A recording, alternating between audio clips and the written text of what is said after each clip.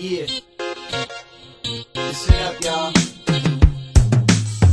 One God, one life, one way, one reality. One God, one life, one way, one reality. One God, one life, one way, one reality. One God, one life, one way, one reality. He declared particularly what things God had wrought among the Gentiles by his ministry. I'm out there and I'm doing what I'm supposed to be doing, and we got all these Gentiles coming in, and then he says, when they heard it, they glorified the Lord. Well, that's a good, And he says unto him, thou seest, brother, how many thousands of Jews there are which believe, and they are all zealous of the Torah. Torah? What's the only thing they had? They didn't have this DMT stuff, right? They're zealous for the Torah. They love the Torah of God, the Torah of Hashem, right?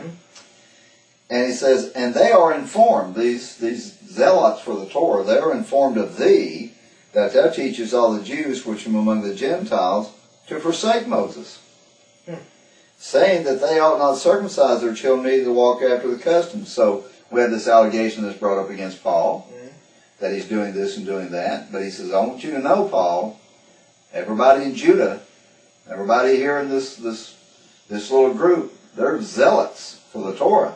That includes himself, by the way. Right, that's James, what he's asking him. James is a zealot for the Torah, right? Yeah. So he says, what is it therefore? The multitudes must need come together. Now this private thing has to turn into what? A hearing. Into a hearing, a public gathering. For they will hear that thou art come. They're going to find out you're here. And they're going to want your head on a platter. It's going to be the John the Baptist thing. Yeah. So he says, this is James giving direction to this guy named Paul, which is the big leader, He's not such a big leader in Jerusalem. Do therefore this that we say to thee, we have 4 men which have a vow on them. And by the way, this is a Nazirite vow. And what does it do to take a Nazirite vow? You have to go to the temple, and you have to make a sacrifice to take this vow on, right? Now everybody has to remember from me, because I asked this to someone one time, someone who should know better. And they said, but that was before Jesus. And I said, no, this was after Jesus was dead and gone. Right. I said, he's about to go to the temple and make a sacrifice. So he says, take them, he's telling Paul again, take them and purify thyself with them. What does it mean to purify yourself? Immerse yourself. Immerse yourself in the mikveh, not baptism, mikveh, right? And be at charges with them, right? Not only that, but you're going to have to pay for this, right? Yeah. You're not going to pay for yours, but you're going to pay for theirs too, right? That they may shave their heads, and that all may know that these things where they are informed of thee are nothing, but thou thyself also walkest orderly and keepest the Torah. Yeah. So right there, because Paul actually goes through, you can read it for yourself. Exactly. Paul actually goes through the whole process. He does what he was told to do by James, which was the lead of this group, the leader. What you have to realize is that Paul actually was a Jew, based on this. And that Paul, for him to keep the Torah, that would have been his life up until he died. If he himself didn't do that, then he was worthy of whatever punishment James just saved him from. Absolutely.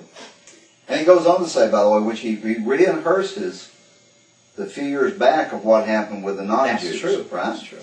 So he says, as touching the Gentiles, the non-Jews, which believe, we have written and concluded that they observe no such thing. They don't have to keep the full Torah, right? Only that they keep themselves from things offered to idols, from blood, and from strangled, and from fornication. Illicit sex. So we're right back to the laws of Noah, right? So he says, as Jews, we got to keep the Torah. We're not departing from the Torah. Right. And if you're out teaching people, if you're out teaching Jews to depart from the Torah, we have some zealots among us that will kill you. Yeah. Now, to prove that you're not teaching this, Paul, to back up the fact that you're not really teaching people to forsake Torah, not to circumcise their kids as Jews. He says, here's what you need to do. You need to take a Nazirite vow. Now this is very important. This is not, how do I put it? This is something very holy. Mm-hmm. Yeah, you would not do this. You would not do in passing. You would not want to make this vow to prove something that you were doing. Mm-hmm. Right? And the whole point of taking this vow, this Nazirite vow, going to the temple, standing before God, and vowing before God and before these people that he was not anti-Torah and that he was not against circumcision. Mm-hmm. He was not. Now, if he did, if he went and made this vow, knowing the whole time that he was teaching that, he is the biggest hypocrite, mm-hmm. and should have been struck dead the moment that he invoked that vow at the temple. Mm-hmm. Right? But the whole point is, James says, you go do this, and we've already decided what the Gentiles are going to do. Mm-hmm. But we Jews, we know what we're supposed to do. Mm-hmm. It hasn't changed. Mm-hmm. Just because we happen to have a belief that a certain figure is the Messiah, that does not change our practice of the Torah. Exactly. Neither does it change the practice of the Torah for non-Jews. Exactly. They have their part, which is the Sheva Mitzvot. It's always been there. And this is what they're supposed to do. We've already decided that. Mm-hmm. They don't have to become full converts to be part of this Messianic movement.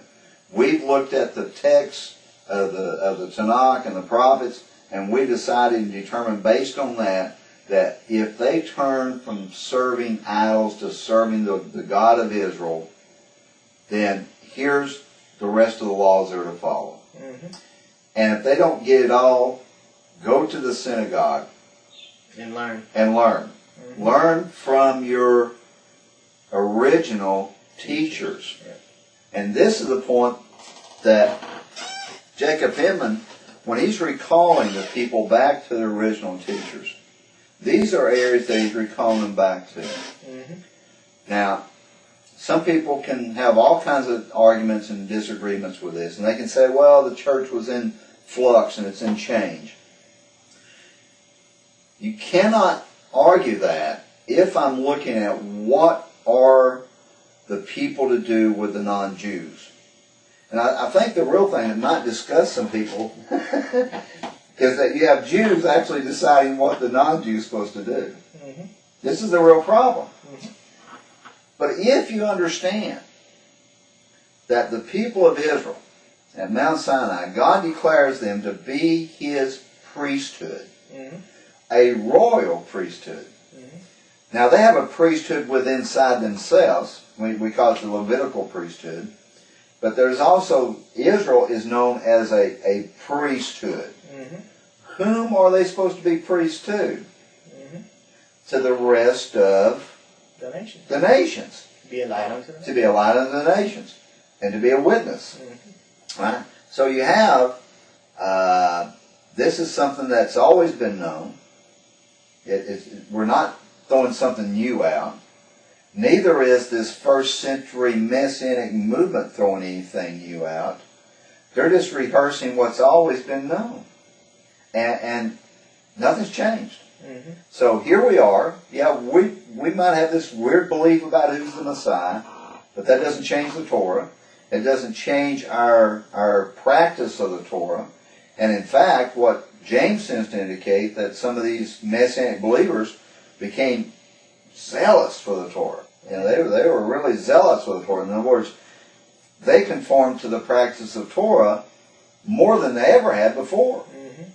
And they were pretty vicious about people that were anti-Torah. Mm-hmm. So if Paul's anti-Torah, he's probably not going to last very long. Mm-hmm. And that's the whole discussion in Acts 21:22. So if 15 and 21. Yeah, 15:21. I'm sorry. So if you look at these original teachers, mm-hmm. you know, and it really takes submission on your part